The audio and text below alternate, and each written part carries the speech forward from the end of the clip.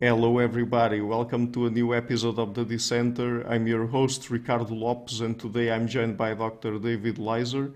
He is a professor of economic and social psychology at Ben-Gurion University of the Negev. And today we're going to focus on his book, How We Misunderstand Economics and Why It Matters, the Psychology of Bias, Distortion and Conspiracy. So, Dr. Leiser, welcome to the show. It's a pleasure to have you on. Oh, thank you for having me. So, when in the book you explore how and why people misunderstand economics, just to be clear on this point, are you talking about economics in general or about particular schools of thought in economics? No, it's in general. I think the very notion of economics as a interacting system that goes beyond the individual is something that's hard to grasp, and most people don't have access to it. So this goes across all possible existing schools, even if those schools can contradict each other or at least they fight amongst each other, that's irrelevant. The problem people have are common to all, because the theories have a lot in common.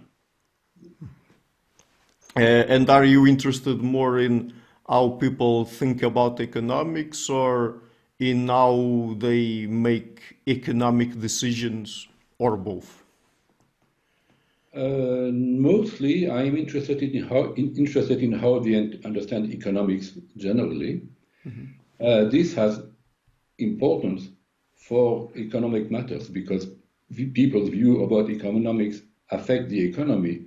But I am less, at least in the book, I'm less interested in how people make their personal decision in financial behavior. I do work on that a lot, but the book is devoted really to understanding the economy. So, what is folk economics?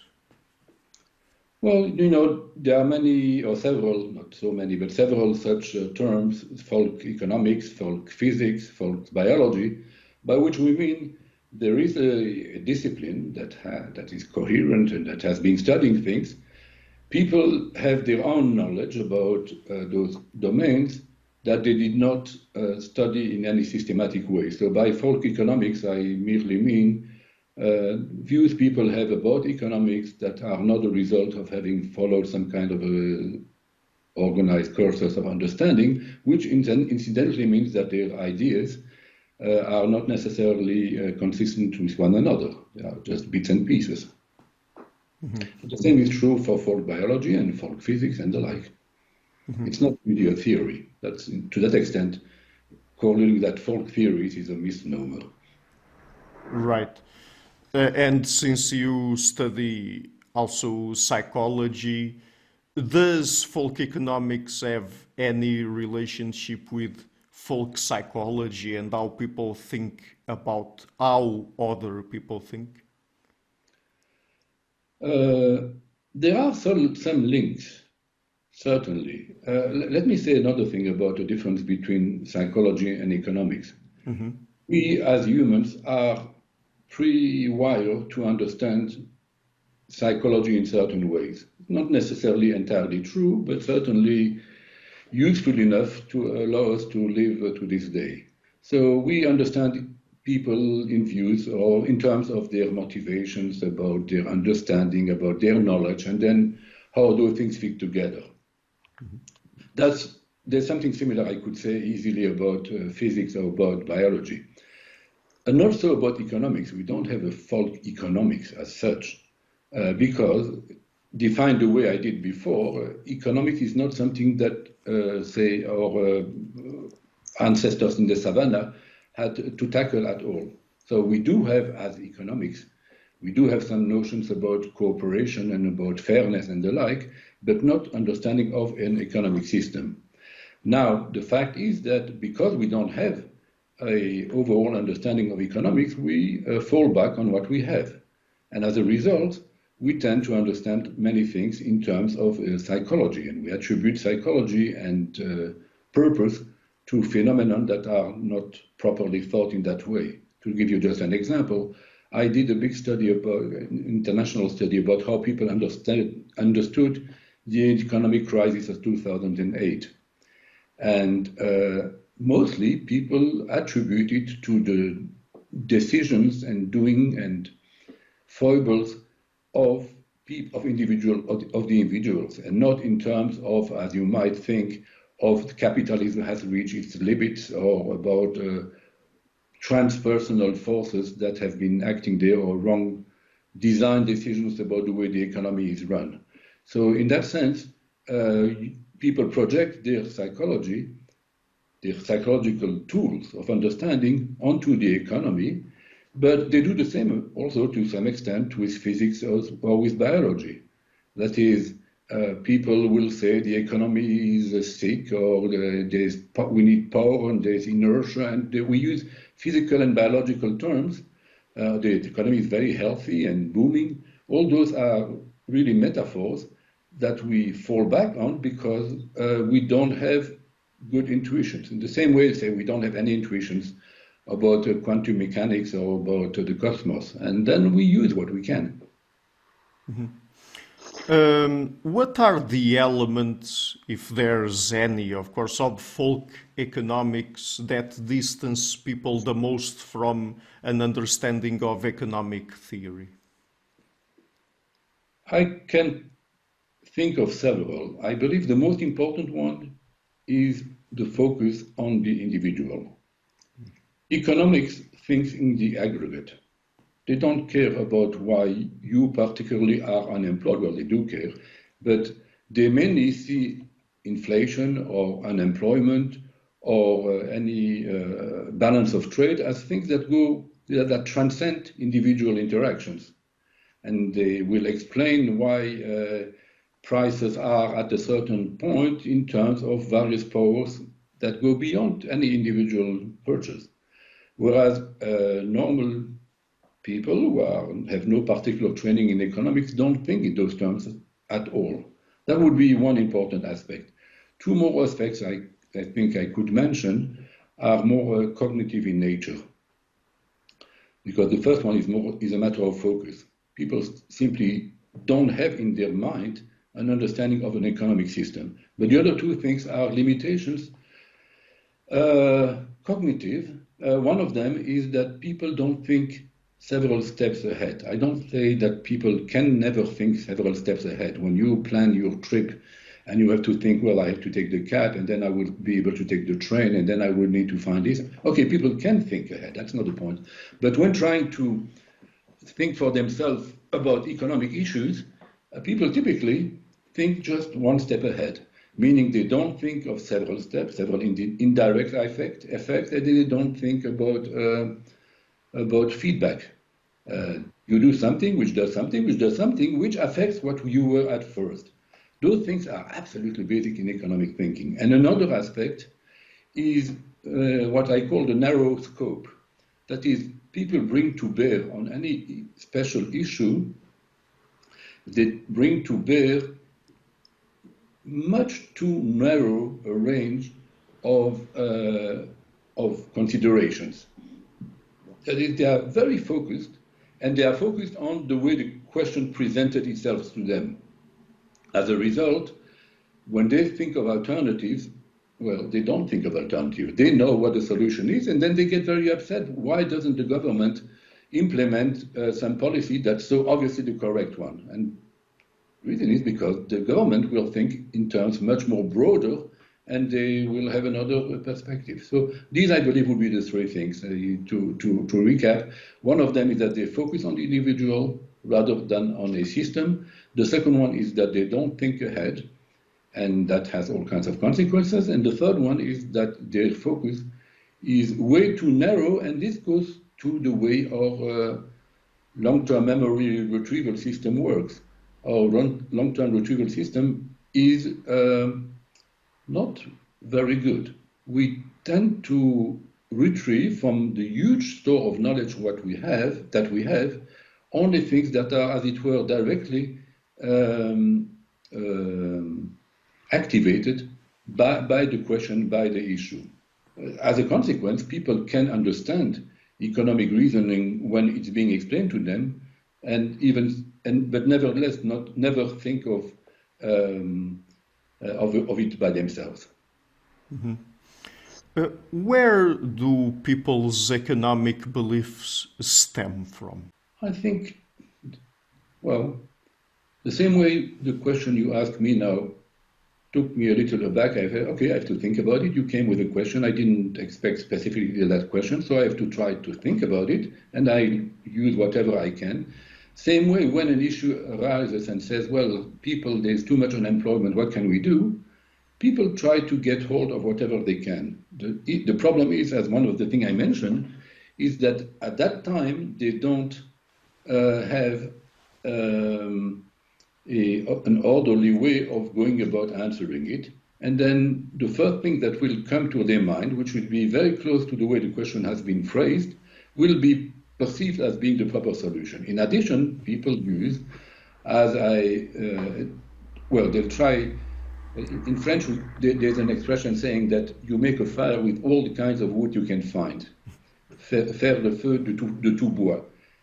Here too, so they will try to rely, things that will pop in their head will be psychological issues, considerations, because those are very accessible. And so for any issue, there's a huge jumble of issues. Another thing that when you call psychological belief, it may be too strong. Let me give another example. Personality, for example, is a good example. I have a doctoral student who works on how people consider economic crisis. How likely is it that the economy will collapse very soon? Turns out that if you ask the same question you present them several possibilities. The economy is very stable, it will always come back to a proper situation, or it is stable up to a point and then it will collapse, or it's chaotic. You offer them several possibilities. And then if you ask them the same question about relationship, having a personal relationship with a woman is very, very fraught. You never know. You may say one wrong word and then she'll leave you. Or on the other side, say, well, no, relationships are something solid, and then we may fight and then we'll make up and everything will be fine. And the thing about health, and the same about, I don't remember what else we had there, climate, the ecology, the world economy, ecology. And turns out that there is enormous consistency across domains. That is, people who say that the economy is very, very fraught with danger, and if you do something wrong, then those kind of people tend to also say health. You feel healthy, but tomorrow you wake up with a cancer, and then they think that relationships, you think you're good, and then maybe you're not, and so forth. So in that case, those are economic beliefs, but they really stem from psychology, from emotional and personality traits. People who are stressed out will stress out about everything. It doesn't have much to do with the economy. What I try to say here is that, and I said, it's a jumble. You make a feu de tout bois.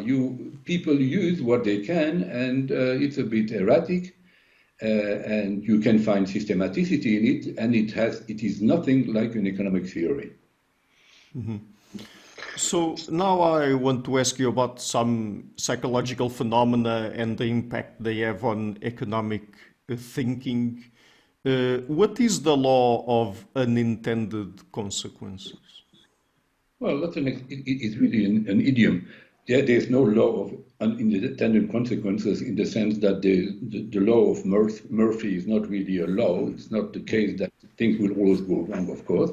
But it's the way we sometimes feel. But the reason why the law of unintended consequences, put in less humorous way, says that, shit happens and things that don't always work out the way we do, and often they don't.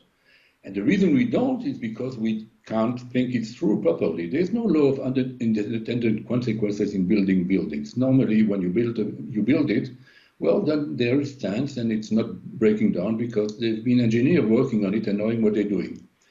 But in public policy, if you don't think through properly, then you will be surprised. And if you are not able to think about it properly because you don't have the training and you don't have the inclination, then you will, things will work out wrongly. Let me give you an obvious example. I'll use someone from the United States because, well, no, I won't. I will be using an example in Jerusalem. The municipality wanted people students mostly, to move into the one part of town which looks lovely but was a bit deserted, and they wanted students to be there, and then there'll be student life, and there'll be bars and fun, and people will enjoy that part. But the thing is that it was a bit too expensive for students to go living there. Therefore, the municipality decided that they will give a stipend to students who moved over there, which seems like exactly an example of what I was talking about. It's too expensive. Okay, let's give them money and things will work out better. What really happened? Well, once we explain it, then it's very clear. What happened is that now that the students had more money, they had the money they had before, plus the money that they just received from the municipality, then the landlords raised the prices because people were willing to pay for that more money. The outcome was that they didn't bring more students there because obviously prices were at a new equilibrium, as much as students were willing to pay. And at the same time, the prices were higher for everybody who was there already now, because there was no competition with people who were willing to get the money. The upshot was that you got actually fewer students who had to pay more, and everybody had to leave. So this is an example. If you don't think ahead, let me give you another quick example. In Grenoble, there's the mayor, then mayor, called Piolle. He said, well, there are too many people who live in the streets, and that's very, very sad and unfortunate. And sometimes people have rented a house and then an apartment, and then they couldn't pay the rent, and they were kicked out, and then they are in the streets, and that's terrible. So far, so true.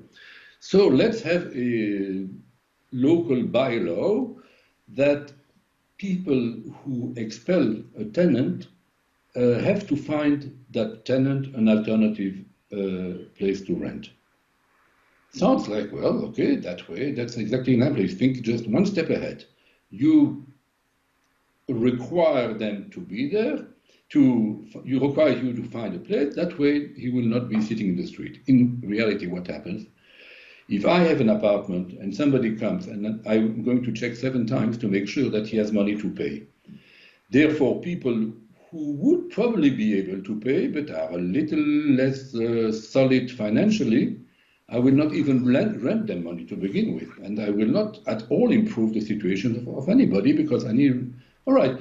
As soon as you explain that people say, oh yeah, makes sense, absolutely, it wasn't a good idea.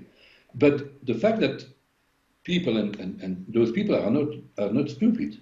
I could give many examples like that. Kamala Harris, when she was in California, senator, had also an idea about the federal government paying rent for people whose rent is too high.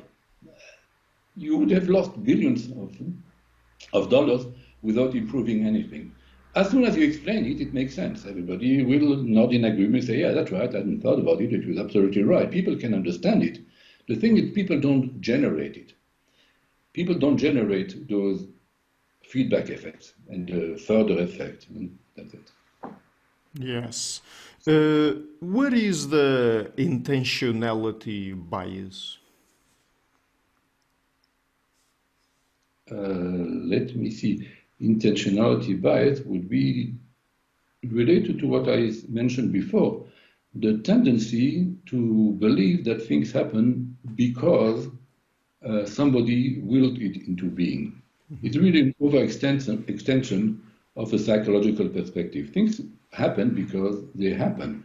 They don't happen at random. They may happen because certain it might be complex and indirect, and certainly emergent forces bring this into being.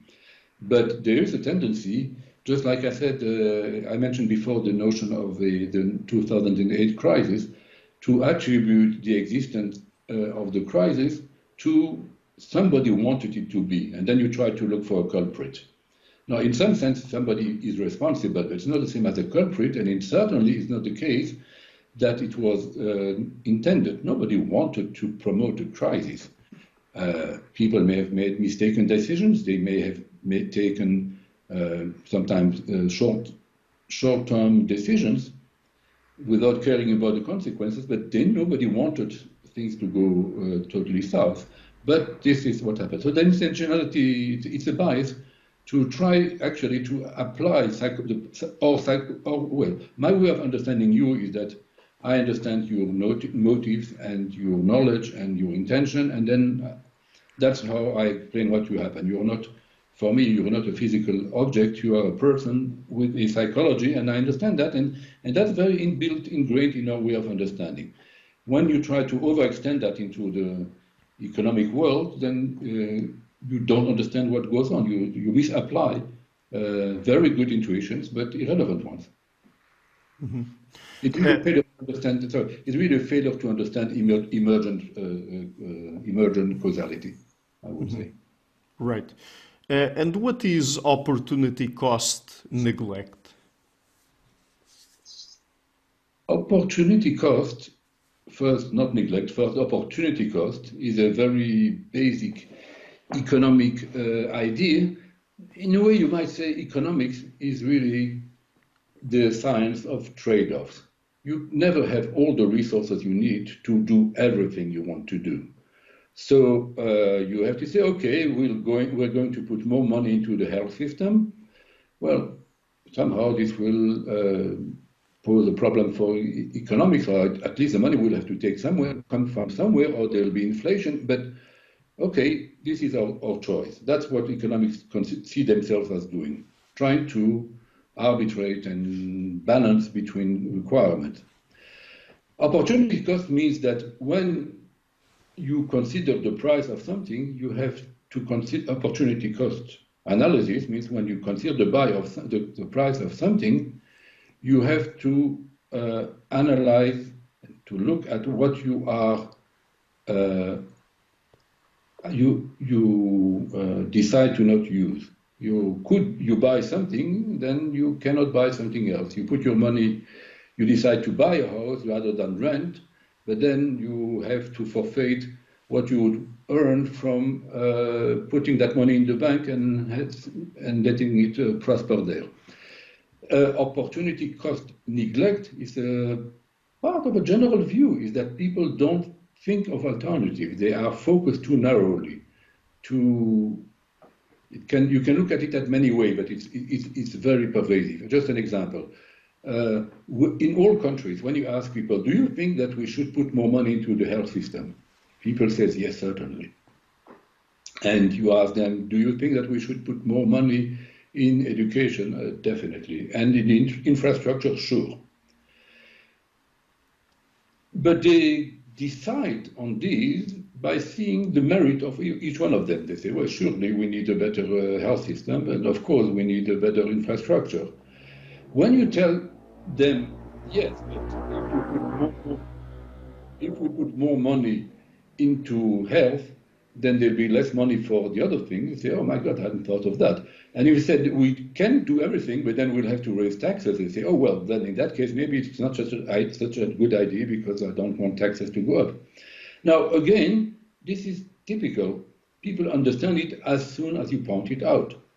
But spontaneously, you get, in every survey, people are in favor of increasing everything, which seems foolish. And I don't know, it's not for us to judge, but it certainly is totally misapprehending reality. And that means that if there are pressure groups, for example, in California, you have that notion that I have to sign up, I don't know, 10,000 people or something, or 100,000 people, whatever it is, and then a certain law will be put on the ballot, and then it will go. Now, when I present it, I say we need to put more money into the health system. You are not required to say where you will be taking the money from, and therefore you encourage people to really focus narrowly, which is just unfortunate in terms of balancing priorities. Mm-hmm. So just one more psychological phenomenon, and then we will get into specific issues in economics. What is the denial of trade-offs? There is an odd tendency. It may be related exactly to that what we just discussed before, no? But it's stronger. Neglect is one thing. I say, of course, we need more money for the army because our country is in danger. Okay. And then say, yeah, right, but there's a limited budget. Of course, there's always a limited budget. There's no such thing as unlimited budget. But the analysis goes even stronger. People will often claim that you can do everything together. You want more liberty and you want more equality. Now, the thing is that if there's more liberty, then this will not necessarily bring more equality, probably not. And if you want equality, then you'll have to impose it. That means that you'll have less liberty. But people glibly will present those things. And then you have that in economics policy as well. Say, well, we need to have more of this and of that. We want to improve the ecological and the environmental considerations. And we want people to have more money, and we want less inequality, and we want to promote minorities, even if they are not so well prepared, because that's important. But all those things don't go well together. But people, politicians and people who vote for the politicians, which is more important, will accept readily that you don't have to choose. And that's a recipe for the law, for application of the law of unintended consequences. Mm-hmm. So now let's talk about specific issues, and I will ask you for each of them how people tend to think about them, and then what economics really has to say about them. So let's start with unemployment. What do people usually think are the causes behind it? Well, the causes that you have really three perspectives on it, and people differ. You can put it down to individual, which, as we said before, individual, that is, well, people who don't work, well, they are just lazy. They don't move themselves, they didn't train themselves, they didn't work properly in school, and therefore, no surprise that they don't find a job. That's one explanation. So it's not at all systemic. Another one is, well, it's bad luck. You know, some people don't have luck. It's their fate. It doesn't really matter. I mean, in a sense, it says there's no real explanation. Just this is how it is. Some people, well, they trained well and they were eager to work, and yet they never found a work. Well, same way. Now some people live alone and they never married and they don't have a spouse. Can't explain everything. And then some people try to explain it in terms of systemic things. Well, like in the United States, the standard explanation for many people is, well, it's all oppression. They are the white prevented colored people from finding work, or they relegate them to lower works, and that's the way it is. Note that even the systemic thing is, we were talking about the intentionality fallacy before, even the systemic is not really systemic, in the sense that here you have the bad white people who have been oppressing the impoverished and disempowered people of color. And so it is definitely expressed in terms, what I called before, in terms of the psychological tools we have. That's what you usually have. So the first one is really doesn't look at the system at all. It looks at the individual. The second one, same. And the third one is moving in the direction of having a systemic system, but it's not really, because the system was set up deliberately by nasty people. Well, that would be the standard way people would reach to account for it. And there are differences between people, but there are also differences between political parties. Mm-hmm. And so how does economics explain unemployment? What are the factors behind it? Well, it's a little bit of a funny question in a way, because what does unemployment mean? We're not talking about how this particular person doesn't have a job. And economists will say we don't look at individuals. There are reasons why in 2022 in Portugal the level of unemployment is what it is. And now, well, there are countless reasons. There's no good. For example, those countries, take in Northern Africa, you have, or Africa in general, you have population growth, but the economy didn't grow. So you have more people than jobs. Not different from saying, well, in certain countries like China or India, you have far more males than female. Each one has about 40 million people missing of the wrong sex. So you don't want to ask, why does this particular person didn't find a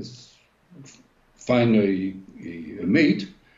Because you say, well, it's like musical chairs. Some people sit down and then other people stand. You can't explain, well, you can explain why specifically this one or that one, but that's not the issue. There's unemployment or there's an imbalance. So what we are talking about is about an imbalance. The reasons for the imbalance are very vast. The question is really, do people in Algeria, to use my example, are they sufficiently trained to produce sufficient product that will be saleable on the national and on the international market? And is the national market large enough? If it's not, like in Israel, we're a small national market, like Portugal, very similar from that point of view. But then we export a lot. Now, we export a lot because what we produce is such as that people in other countries would be interested to buy. So what makes that? It makes it's a matter of education. So there are a myriad of reasons, and so the reasons for unemployment are on a case by case, and the way to solve an unemployment problem go very far. But they go very far also in terms of what I said before, of having a breadth of understanding. For example, the OECD had a report about the Israeli economy. And they say, well, basically it's doing very well, but they mentioned two things. The one thing that I'll mention now is transportation. Transportation is very bad. People waste a lot of time on the roads and all those infrastructures. So you say, in order to solve unemployment, you want better roads. People will not spontaneously think in those terms, but people who analyze this issue properly say, well, that's one thing. You fix that, and you'll be, and they probably are able to compute what percentage of employment would, how it would be affected. Mm-hmm. So, talking now about inflation, I mean, how do people usually think about it? That's another one, yes. Inflation, I wrote quite a bit on that, on naive understanding of inflation. It's a nice case. People don't, well, let's begin by economists, and then we'll go back. Mm-hmm. Economists see inflation as a state of the economic system. It's not, okay, that's what it is. That is, prices go up, and then workers want more money, and when that goes up, and this is related, and why did prices go up in the first place? And you have a collection of concepts that are interrelated and that explain a state of inflation, or for that matter, a state of recession. Mm-hmm. Now, individuals who, as I said, don't have a perception of the economy as a whole, see inflation as something that happens to your money. Your money, you have that money, and then it shrinks into your hand. It's like, if a child buys gets an ice cream, and it starts melting. Then there's less and less, and the child gets into distress. And the same goes about people. You used to be able to buy for 100 shekel, you could buy this, and now you cannot buy that much anymore. So my currency isn't worth as much as it used to be. Now, inflation is also caused by matters such as how the central bank, that's its main job, handles loans. Ordinary people have no idea. Well, they know that there is a central bank. They have absolutely no idea what its function is, because they cannot understand even what the function might be. They arrange the rate of something for something, and that has some importance. But people are really clueless about what a central bank does. The central bank is sitting there on the levers and trying to make sure that inflation will not occur. Here you can really feel the gap between individual perception of people. Also, another thing to mention is that for economists, inflation is not necessarily a bad thing, provided certain things are covered, which need to be covered and not so obvious. But provided they are covered by itself, inflation is not necessarily a bad thing. For ordinary people, they cannot, for the life of them, see why inflation could be other than bad, because the money you have becomes less valuable. So you have really enormous disconnects there between people. Mm-hmm. Could you just tell us a little bit more about when exactly does inflation become a problem, and why it's not necessarily bad? The general perspective is we want I'm a central banker. What I want is my country to succeed and to work well. I want money to. I want businessmen to be able to borrow money at a good rate in order to extend the country.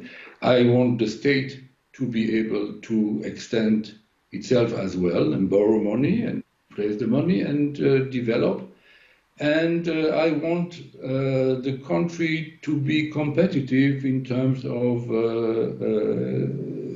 foreign exchanges, or foreign, the currency rate, so that not everything will go wrong. So those things are the real considerations. You try to reduce the depth of the government, that it doesn't go too far, that doesn't have to service it too much, but you are willing to take it. This is the way a businessman look at it. So, for example, having a balanced budget is not something that economists want. They want a budget to be the same way that a businessman doesn't want a balanced budget. They want to borrow money because they predict that they'll be able to make more money even after they have already paid back the interest rate. They still will be doing very well, and therefore they don't want to balance it. They want to expand. Now, those are the real considerations. How this affects inflation is secondary. The thing is, once there is a certain level of inflation, you need to find a mechanism to avoid people losing out, people who are not businessmen, who are not borrowing money, but who are on a fixed income. For example, people who receive a fixed pension, then they become poor if their money is actually worth less. So you have to find a mechanism to equilibrate this. But the focus of economists is to focus on growth, which bring a lot of advantages to the country as a whole, And that's how they can pay for infrastructure, and that's how they can pay for services and the like. And then you say, as a secondary, you say, okay, now we have to see how we can compensate people who are losing out of the fact that everybody is increasing. Then we have to make sure that people don't lose out there. But by itself, there's no, that's not at all the focus of the economist. Mm-hmm. To what extent do people's political ideologies influence how they think about economic issues? It's really on a country basis. I don't think you can answer that in general. Mm-hmm. In some way, the United States, from that point of view, is a bit of an outlier. To some extent, France as well. I'm not familiar with every country, but in some places, politics is very heavily invested in a kind of simplified, one-sided view of economic theory, naive view, economic theories. Other places, this is not really what bothers people, and there are political parties and people compete for power, but I don't think you can say so in general. If we take the case of the United States, it's really, as in so many things, their political system and political ideology is extreme and one-sided. And then, yes, economic theory is involved in those issues where the conservative would tend to say, well, if somebody is unemployed, it's his problem, and whereas the other side would say, no, it's society's problem, and we have to find a way of solving it. But the odd thing there is that both sides have a point, and sensible people would say we have to balance between those things. But that's really the pattern in the United States. It's really a very sad story, as you know. Take for example, abortion. The same type of thing. You have there two values. And a sensible way would say we have to balance between those two values. On the one hand, the way it's being phrased is pro-life, and the other one is pro-whatever. Both of them are pro, but that is on the right of a woman to take care of, to handle her body and decide whether or not she wants to bear a child. And on the other hand, what about that little future baby? And how much do we care about that? Now, a sensible approach would be to say we have to find a way of consigning it, and of course it's going to be messy because it's not written in stone anywhere, but maybe a few weeks yes, and then after a few weeks no. But the American political polarization is such that each one is calling the other one a murderer or a nasty person. So it's very unfortunate, but that happens in politics as well. So you get very extreme views that really need not happen. And other countries manage to do things, I believe, more in a more balanced and sensible way. They don't get so emotional, and they don't get so also involved in personal identity in that way. Do we know if folk economics and how people tend to process information related to economic issues have any sort of impact on the economy itself? Oh, yes, certainly. It does in many ways. I would say there are three ways in which it happens. One is their own personal behavior. Your belief about the way the economy is going means that you are or you're not going to take out a mortgage and buy a house, or the way you will fight for a higher salary or say, well, I should be very happy because the way things are going, I should take the job now before it's gone. That's one level, and it's a level that has its importance, but about which I haven't thought too much, but it's certainly significant. Another one is that at the level of the decision makers, and there you have several aspects. One of them is that many of the decision makers, say members of parliament and Congress and the like, don't have any economic understanding, and therefore their decisions may be off, but in good faith. It's similar in the way in most countries, all countries, I believe, the way the COVID was being fought, or is being fought, is by people who are not epidemiologists, and they have their own little intuitions, that are totally wrong because, well, it takes some training to become an epidemiologist, and they are not the ones who decide. And in fact, that comparison, by the way, is something that can be expanded, because in the same way that economy is not something that affects many individuals individually, but there are emergent effects.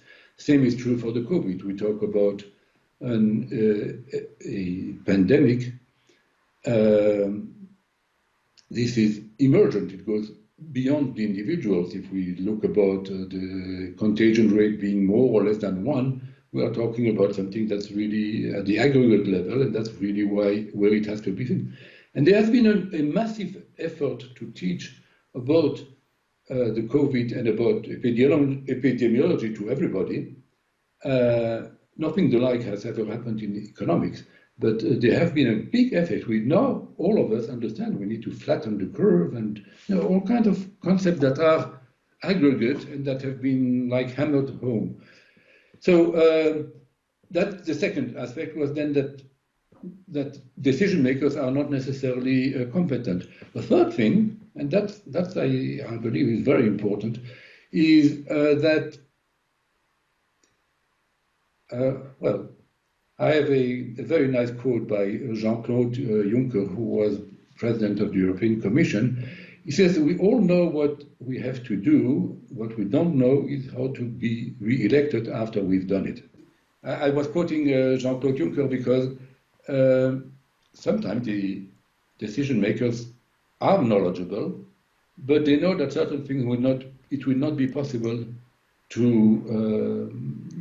politically expedient to do certain, and then they end up with mediocre policies because they need to balance between what they know is good and what people think is good. I have a colleague and a friend in Italy who was a minister of.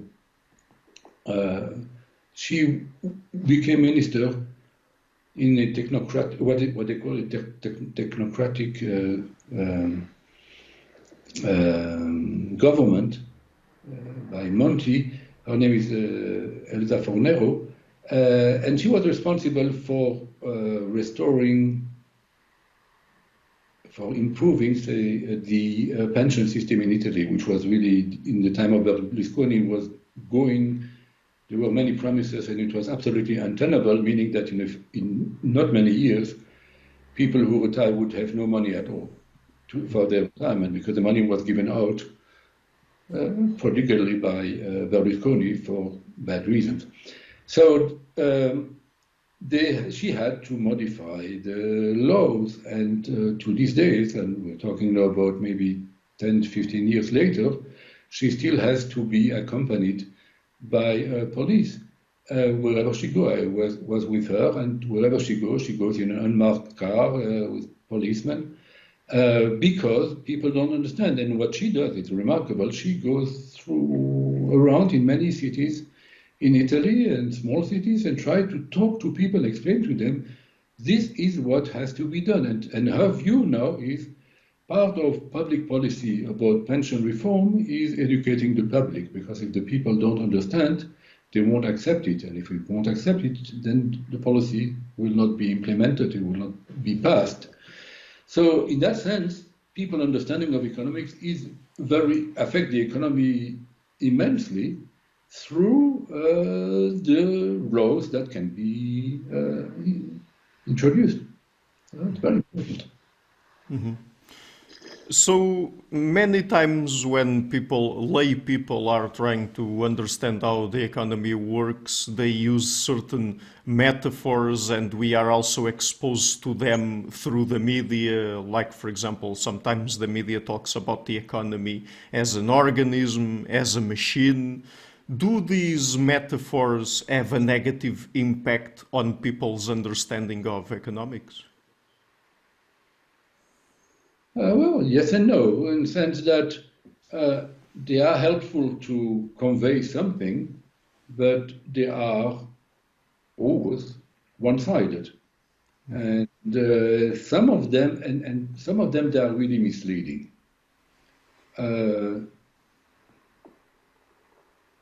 For example, here is an example I can say. If you see the economy as being healthy or being ailing, it's global.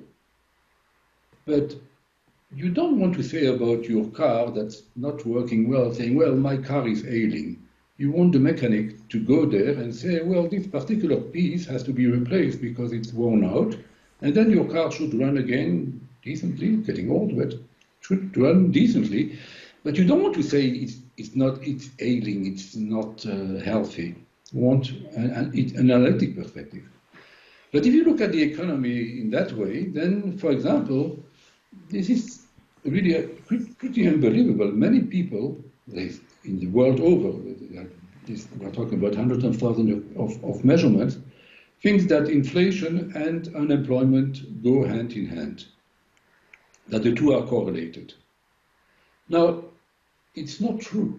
It's even the opposite from true. It's not exactly the opposite from true. That was it used to be the case, the Phillips curve. No, but it's not true because if there is a lot of unemployment, then people will not fight for get a higher salary because they'll be happy to get the salary they can get, and therefore there will be no pressure on salaries, and that's part of the inflationary spiral. So the two cannot be correlated, and they are not correlated. Now, it used to be that they were anti-correlated. Nowadays, the link between the two is not strong, but certainly not in the other direction. But if you ask, well, where does it come from? Why would anybody think that the two go together? Say, well, because both are bad. And when the economy is not doing well, then bad things happen. All bad things happen all together. So you get that very naive and mistaken view. So in that sense, if we talk about the economy is healthy or not healthy, it's not useless because there is, in fact, correlation between economic indices. There is some. It's true. It's not totally senseless, and but even so, if that's the way you understand it, then you don't understand it properly, and you are missing out. And the same is true for many of those metaphors. They convey something, but then they give you the wrong feeling that you really understand, and that's where things are wrong. Mm-hmm. Talking now about capitalism, do people usually have accurate views of it and how it works?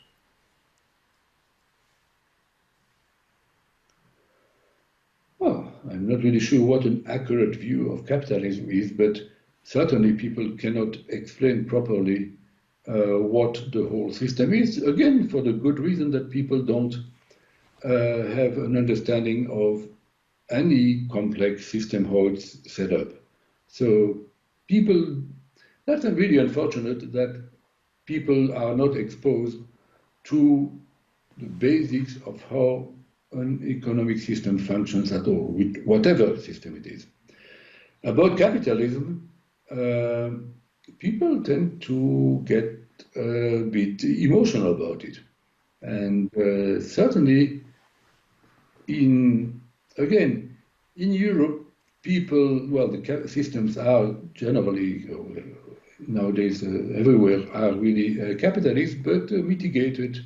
That is, you say, well, here is how things go. Just as I was mentioning about inflation, you have the engine of the system is capitalist, but we also take care of people who are weaker older, less educated, less gifted, and so forth. And then the balance between the two is really where the fight between the left and the right goes about whether we have to give more money or less money to the poor. But it's a matter of degree.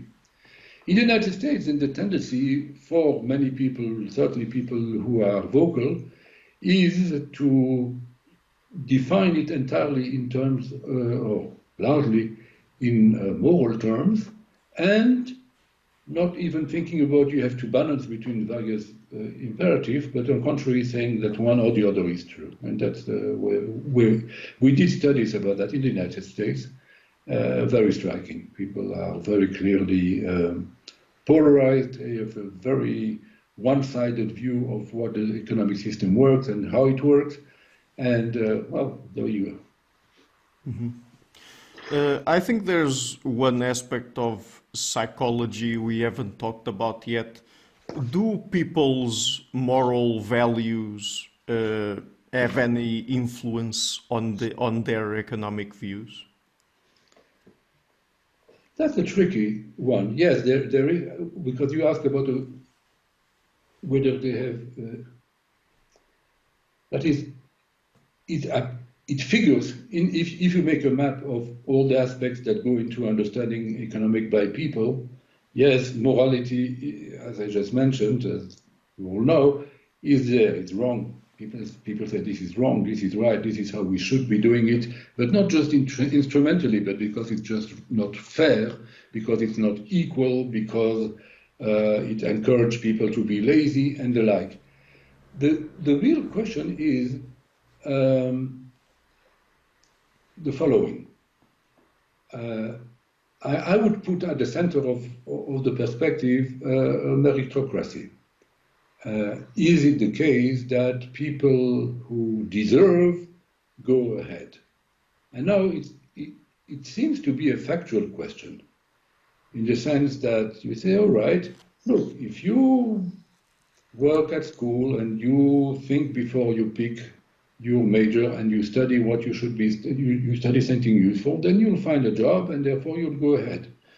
And therefore, inequality is perfectly fine because it's the reward, really. It's not, you don't focus on people who have less, you focus on those who have more. You say, what's the reward? Of course, you make a lot of money because you did everything you should. And those who didn't, well, then you deserve more. If you say that the country is not set up as a meritocracy, then you say those inequalities are unfair. And then you focus on saying, well, they didn't get good teachers and their parents didn't encourage them and maybe they weren't so gifted and whatever the reasons were, and then you end up by saying, and therefore inequality is really unfair. So it goes down really, because people don't object. In studies that have been made, in the United States at least, people don't object to inequality as much as to unfair inequality. And that's how this brings back to, well, does the system function globally as a fair one? And there it gets tricky, because there's a disagreement, but that disagreement, in my view, is not at all based on factual assessment. Clearly, it's not going to be perfectly meritocracy, it's not going to be not at all, it's somewhere in the middle, but the fight is not around that. The fight goes about, it has really two, in the way I see. Well, there are several reasons, but one is, as we mentioned, the political affiliation, which it says that you come a priori. You cast a glance on the world on saying, well, this is terribly unfair, and then you derive from that everything else, the way things should be, how things should be remedied, and you judge that it's unfair that people don't make as much money one as the other, and so forth. If you go another ideology, you say the system is fundamentally very fair, and therefore I have no problem at all with the free market is fine. There's no need to make any regulation because things work out, and this is a just world. So your ideology is what makes you believe that the system, the meritocratic thing, that's at the level of your political affiliation. But there's also a concept, you probably are aware of it, called the locus of control. There are additional ones. So the locus of control, for those who are not familiar, well, you know, people fail an exam. Some students will say, well, I flunked the exam because I didn't prepare well enough. And others will say, the teacher was terribly unfair and that exam didn't really measure what it should be measuring, and it's not my fault, it's the system. And so you project the control, that's what it's called, locus of control. You project it outside or you take it inside. Now it's a fact that we established that locus of control is something that affects your view on capitalism. If you think that everybody is responsible for himself because you have an internal locus of control, and therefore you say, and so everybody else, if I see somebody who is doing poorly, I say, well, that's your fault, you should have worked harder. And besides locus control, we've had a number of studies like that parallel things. So we have personality trait, we have political affiliation or sympathies. Those predict whether you consider the whole system as being meritocratic, and you see that as being factual, whereas it's really projection of your views. And then from that you derive that regulations are required to do various things, or that regulations are not necessary because everybody gets what they deserve. Mm-hmm. So with all of this in mind, what would be the best solutions to educate the general public on economics? First, I would like to say that don't shoot the messenger, right? I mean, there I am, I said, here is a problem, and I'm not responsible for finding the solution. I don't even know whether there is a solution, right? I mean, just let me be clear. I have been analyzing how all those things fit together. Whether there is a solution, I don't know. We would have also to know what exactly is the problem we are trying to solve. Clearly, not everybody will become an economist, and I don't know that everybody has to become an economist as well. And also, not everybody has to become a brain surgeon or a building engineer. So part of the problem, so I don't have any clear, I think. I believe that in terms of the main place where I believe things can go wrong is when, to go back to Jean-Claude Juncker's comment, we all know what we have to do, but we don't know how to get re-elected. We would like people to re-elect people who do the right thing, trusting them to do the right thing, which is, of course, very tricky. But for that, I believe that the government, successive governments, and say the political class, needs to obtain the trust of the people. And they can obtain the trust of the people by saying, to be able to say, look, we can explain you some of the stuff. We cannot explain all of the stuff because some of it is terribly technical, but we can explain you some of the stuff.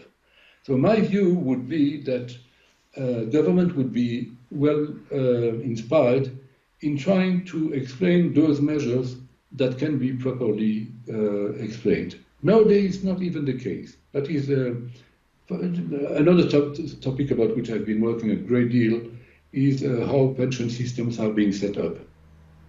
Now, ordinary people, and Israel has a very good pension system. It ranks third or fourth. There's like a ranking, international ranking by an independent body about how well each country is doing, and Israel is extremely well placed. I believe they are fourth and close to the third, something like that. So we have a good thing. But people, by and large, don't know at all that there is a system there.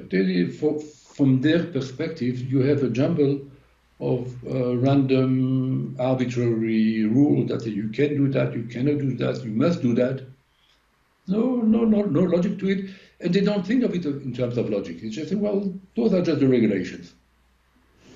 If the government were to explain to the people here is how our system is set up. The same way that we have been explaining how the COVID works. Look, if too many people get sick at the same time, then the health system will collapse. And then people who could be saved won't be saved. And therefore, we have to do certain things. If you can explain that in a proper way, and I don't believe it's overly difficult, but would make the effort to explain it, then ordinary people would say, my goodness, they've been thinking about it and it does make sense, and indeed we have to do it in this way, that way. And then when at some other juncture the government takes certain other measures, they'll have more, there'll be enough trust so that when Elsa Fornero comes and says, look, we have to modify the pension system, it's going to be painful, but this cannot be helped. But look, we have been doing good things for you throughout, and you trust us, and that's just the way it is, then people will accept it. So I believe the great wisdom is to distinguish between, and we don't know, I mean, this requires a lot of study, but we have to distinguish between what can be explained and what cannot be explained. We have to build trust and to deserve trust. As decision makers, we need to deserve it. We cannot. It's not just a matter of pretending we want trust. We have to deserve it, but we can show that we deserve it. And then, even though things that cannot and will never be explainable, and that's okay. That's just a fact of life. Not everybody can understand everything. Then those things will be possible to pass. I believe part of the problem of Fornero is because Italians are terribly skeptical of the good intentions of the state. I can give you another example. In Israel, we have, I wouldn't say that there's no dissension in the country, but regarding the behavior of the economist system, we have in Israel a mandatory pension system. Okay, it's not the 100, but we have a pension system, meaning you get paid, say, 10,000 shekel, and then there are 2,500, say, that goes towards your pension. This wasn't always the case. 10, 15 years ago, it was introduced first for the salaries, and then for self-employed as well. Everybody has to set money aside. It's not that the future generation will pay for you. Everybody has an account, and that money will be there for you when you retire. Now, that law passed easily a few years ago. If you try to pass that in the United States or in Ireland or elsewhere, people will be up in arms in the street. It passed very well. And I studied those topics. So just 1 or 2 years ago, I had a national sample asking whether they are happy. Well, we ask many things, but we ask about pension. Are you happy with that law? And vast majority says that it's a very good law, it's a good law, it's a decent law.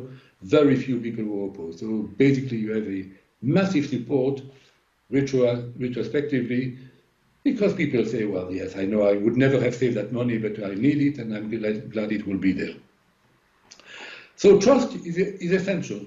And the law that we passed in Israel, I didn't pass it, the government passed it in Israel, but the Israeli system was set up in a way that there's no way you could do in the United States, and you could not do it in France, and you cannot do it in Italy, and you even need a policeman to protect you if you try to pass it.